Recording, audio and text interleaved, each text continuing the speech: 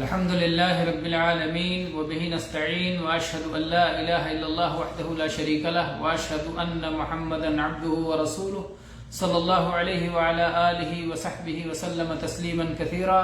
أما بعد، قال شيخ الإسلام محمد بن عبد الوهاب رحمه الله في كتابه المعروف كتاب التوحيد باب ما جاء في النشرة عن جابر رضي الله عنه أن رسول الله صلى الله عليه وسلم سئل عن النشرة فقال هي من عمل الشيطان.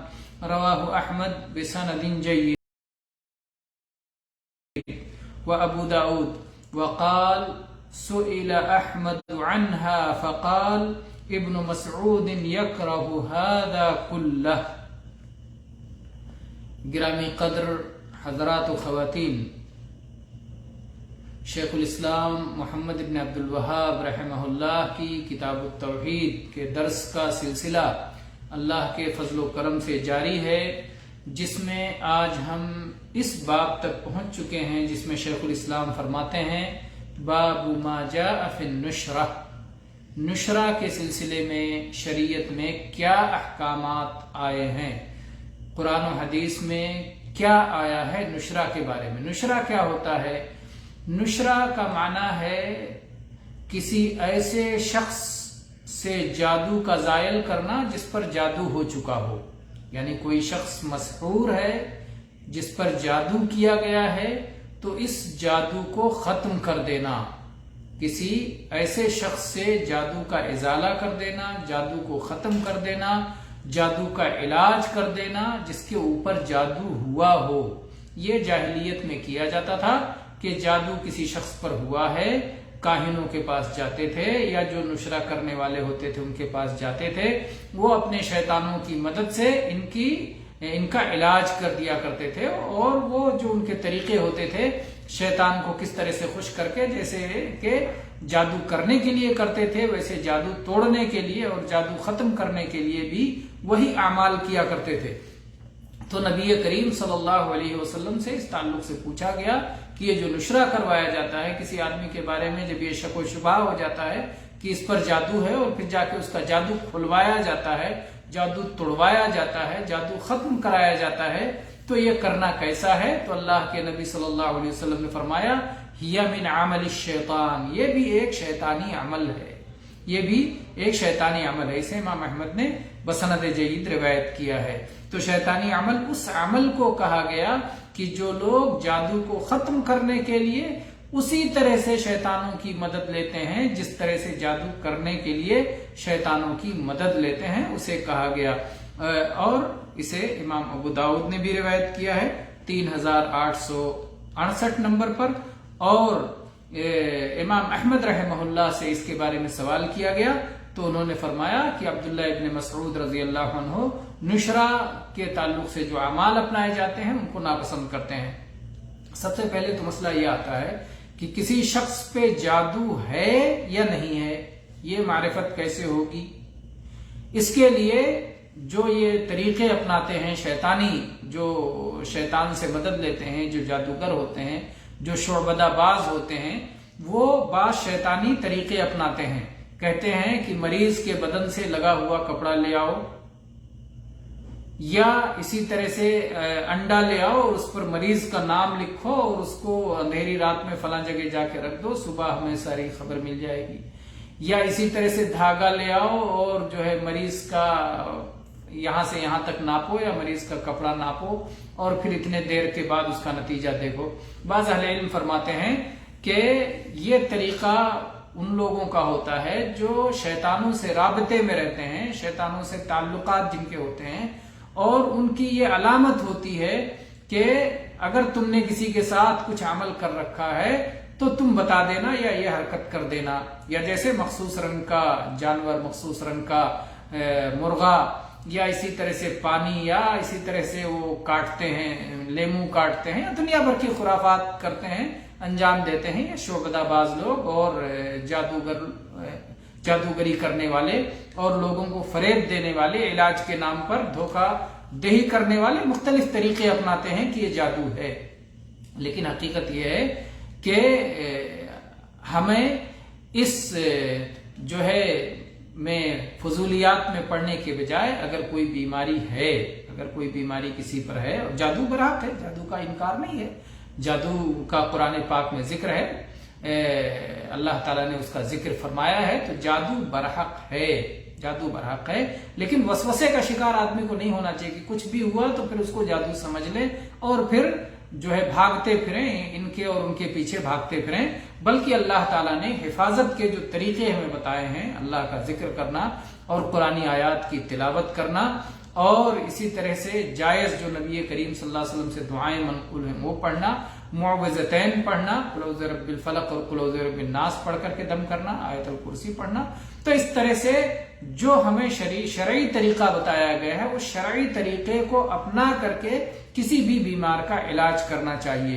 تو یہاں جو عبداللہ ابن مسعود رضی اللہ عنہ کے بارے میں یہ بات آئی ہے، یا نبی صلی اللہ علیہ وسلم جو شیطانی عمل قرار دیا ہے، تو اس طریقے کو قرار دیا ہے جو جاہلیت والے اختیار کیا کرتے تھے اور جسے آج بھی کچھ لوگ جو ہے اختیار کیے ہوئے ہیں، شرعی طریقے کی مخالفت کرتے ہوئے اور منمانی کرتے ہوئے اور اپنی خواہشات کے پیچھے چلتے ہوئے.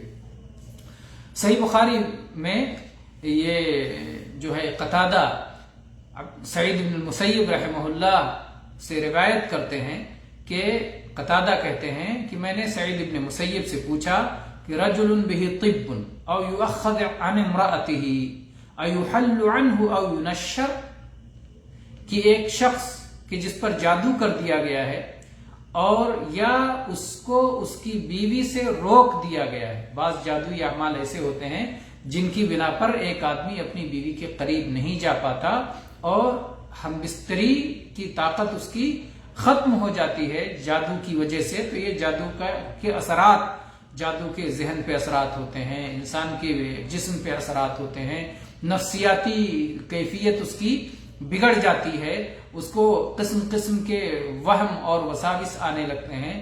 تو جادوگر اپنے جادو سے انسان کے اوپر بری طرح سے اثر انداز ہوتے ہیں، اور اس کا ایک اثر یہ بھی ہوتا ہے کہ آدمی اپنی بیوی سے ہم بستری نہیں کر پاتا ہے. تو اگر اس طرح کا جادو کیا گیا ہو تو کیا اس جادو کو ختم کیا جائے گا؟ ایحل عنہ او ینشر، کیا نشرہ کے ذریعے سے اس جادو کو توڑا جائے گا، ختم کیا جائے گا؟ تو سعید بن مسیب رحمہ اللہ نے کہا لا باس بہ، اس میں کوئی حرج نہیں ہے. انما یریدون بہ الاصلاح، جو لوگ جادو توڑتے ہیں یا ختم کرتے ہیں وہ اصلاح کرنا چاہتے ہیں. فاما ما ينفع فلم ينهى عنه، جو چیز لوگوں کے لیے نفع بخش ہے وہ اسلامی شریعت میں ممنوع نہیں ہے. تو یہ ایک رائے ہے.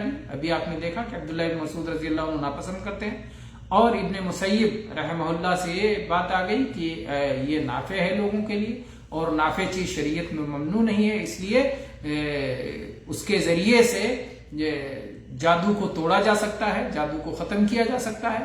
اور حسن بصری رحمہ اللہ سے جب یہ روایت آئی ہے لا يحل السحر الا ساحر، کہ جادو کو وہی توڑے گا جو کہ خود جادوگر ہوگا، یعنی گویا یہ اس کو ناپسند کر رہے ہیں. امام ابن قیم رحمہ اللہ نے ان دونوں آرا کو جو بظاہر مختلف نظر آتے ہیں دونوں کو محمل بیان کر دیا کہ اصل میں ان دونوں میں کوئی اختلاف نہیں ہے. جو اس سے منع کر رہا ہے اس کا کہنا کچھ ہے اور اس کا زاویہ نظر کچھ ہے، اور جو اس کو جائز کہہ رہا ہے اس کا زاویہ نظر کچھ ہے. دیکھتے ہیں امام ابن قیم رحمہ اللہ نے کتنی اچھی تفصیل کی ہے. اس تفصیل کے بغیر اس مسئلے کو اچھی طرح نہیں سمجھا جا سکتا ہے.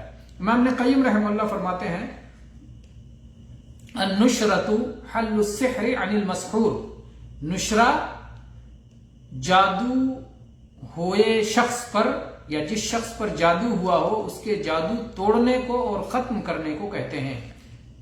جس شخص پر یا سحر زدہ شخص کو، سحر زدہ شخص کے جادو کے ختم کرنے کو یا سحر زدہ شخص کے علاج کو نشرہ کہتے ہیں. وہی نوعان، اور اس کی دو قسمیں ہیں. احدہما حل بسحر مثلک، جس طرح جادو کیا گیا اسی طرح کے جادو سے اس جادو کا توڑ کرنا اور اس جادو کو ختم کرنا. وَهُوَ الَّذِي مِنْ عَمَلِ الشَّيْطَانِ، یہ شیطانی عمل ہے. وعلیہ یحمل قول الحسن، اور حسن بصری رحمہ اللہ کا قول اسی پر محمول کیا جائے گا. فیتقرب الناشر والمنتشر الی الشیطان بما یحب فیبطل عملہ عن المسحور. تو جو شخص اپنا جادو ختم کروانے کے لیے گیا ہے، علاج کروانے کے لیے گیا ہے، اور جو شخص جادو توڑ رہا ہے، جادو کا علاج کر رہا ہے، یہ دونوں شیطان کے پاس شیطان کا کوئی محبوب عمل کرتے ہیں. شیطان جو چاہتا ہے، جو ان سے کروانا چاہتا ہے، وہ عمل شیطان کے لیے کرتے ہیں، شیطان سے تقرب حاصل کرتے ہیں، اور اس کی وجہ سے شیطان یہ سحر کا جو عمل ہوتا ہے باطل ہو جاتا ہے. سحر زدہ سے سحر کا عمل شیطانی حرکت کرنے کی وجہ سے یا شیطان کا محبوب کام کرنے کی وجہ سے شیطانی عمل باطل ہو جاتا ہے. تو ایک طریقہ تو یہ ہے، یہ طریقہ شیطانی عمل ہے اور یہ ناجائز اور حرام ہے، اور ایسا نہیں کیا جائے گا. ایک صاحب ایمان بندہ اللہ پر توکل کرے گا اور اللہ سے دعا کر کے ہی جادو کو ختم کرے گا، جادو کا علاج کرے گا. تو امام ابن قیم رحمہ اللہ نے فرمایا پہلی صورت تو یہ ہے. والثانی، اور دوسری صورت یہ ہے، النشرۃ بالرقیہ والتعوذات والادویہ والدعوات المباحہ فہذا جائز.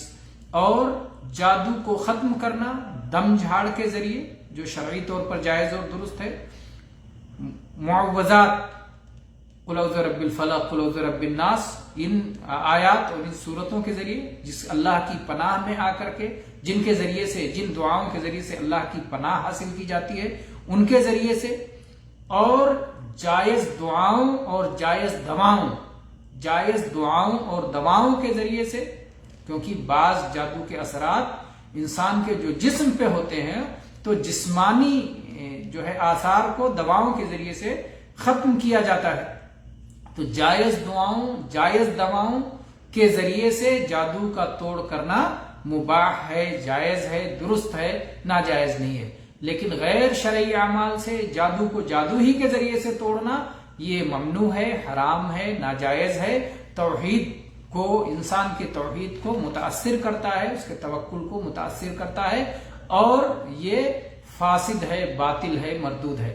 اس لیے تو اس باب سے یہ بات کی خوب اچھی طرح وضاحت ہو گئی کہ اگر کسی شخص پر یہ اندازہ ہو، کسی شخص کے بارے میں یہ اندازہ ہو کہ یہ شخص سحر زدہ ہے، اس شخص پر جادو کیا گیا ہے، تو اس کو جائز دعاؤں اور دواؤں سے توڑا جائے گا.